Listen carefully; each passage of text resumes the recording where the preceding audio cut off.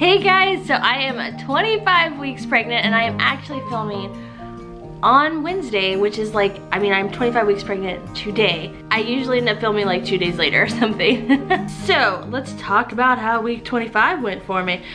It was great. We actually went away for the weekend, which was nice for the extended weekend. We had a holiday here in the States and we were at the beach, so that was just really nice. I really enjoyed just sitting kind of at the edge of the water and like the waves just splashing up on me, and I was just like it was just really nice. It was wonderful. But we our mattress there at the beach house was awful, and oh my gosh,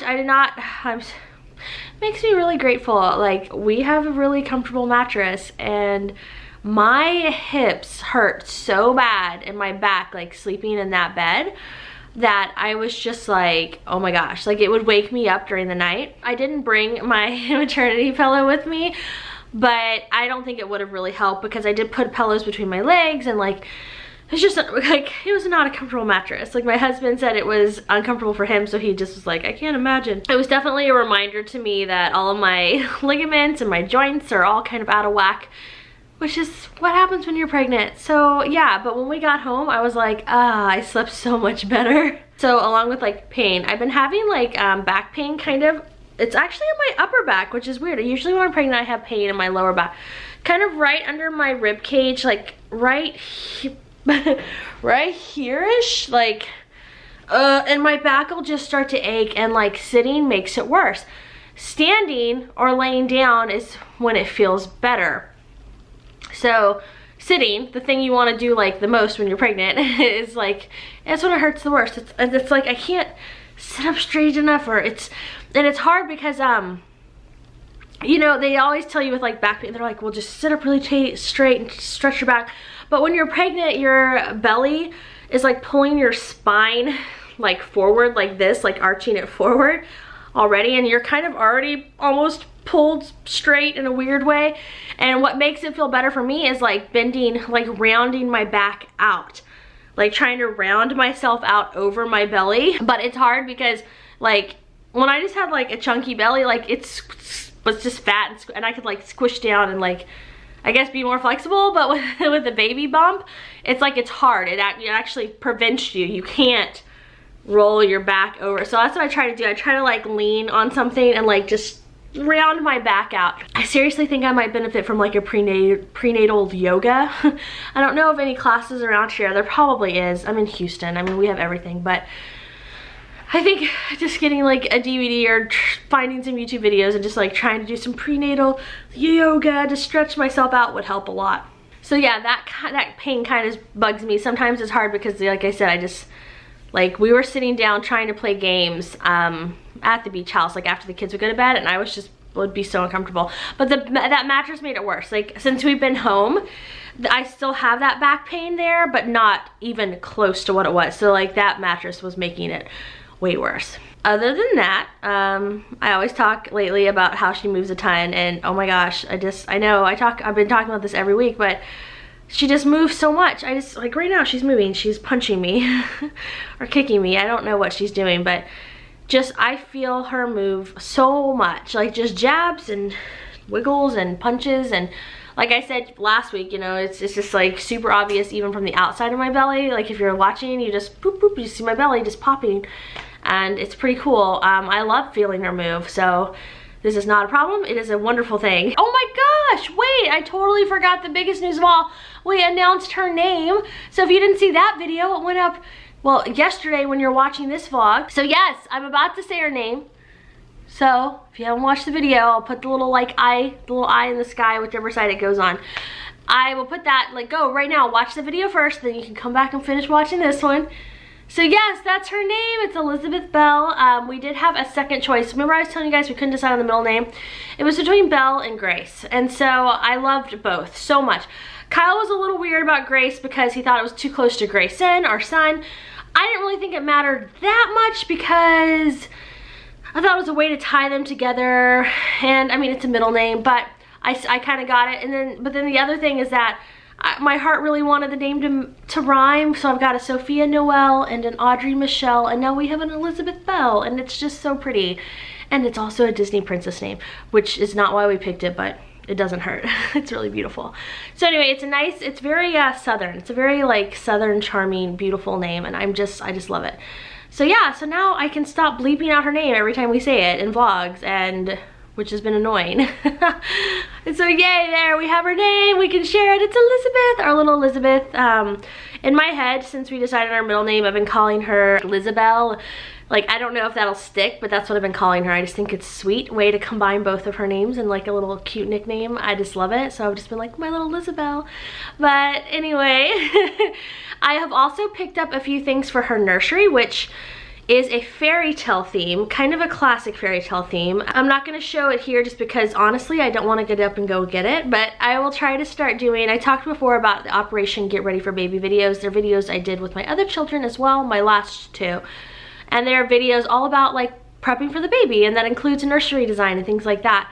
So I'd really like to start doing some of those as I'm getting more things, and I'll definitely include that in there, but I picked up a few things for her nursery. I'm trying not to buy a ton because we're about to have to pack up this whole house and move. And that's not gonna be for another like month, 2 months. It's gonna be later towards the end of summer, but still, it's kind of a weird thing to like need to get stuff, but also trying to get rid of stuff. Like, it's weird, but that's cool. It's just how it is. Okay, and I think that's about it. The only symptoms really are the kind of the aches and the pains I've been having in my back and like my hip, but my hip pain is gone since we got out of that bed. So that mattress was just not doing me any favors. And then, yeah, that's pretty much the only symptom. Honestly, like everything else seems pretty normal. You know what I mean? Like, I'm happy.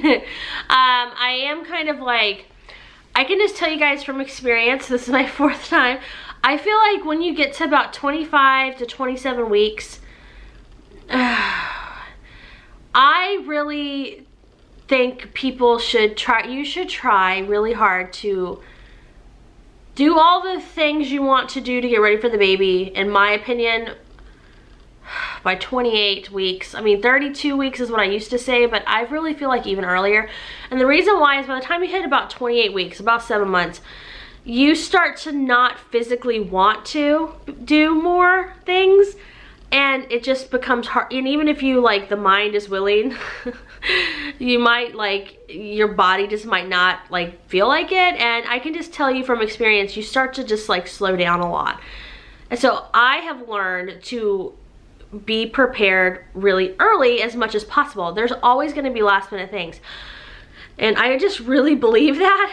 But it's hard because for me, in my situation where we're moving and my new house isn't done yet, that we're building, and it's like I can't do a lot of these things that I know I should be doing right now, that I know from experience I should be prepping for now, because 8-month pregnant Courtney will really be happy that 6-month pregnant Courtney got this stuff done. You know what I mean?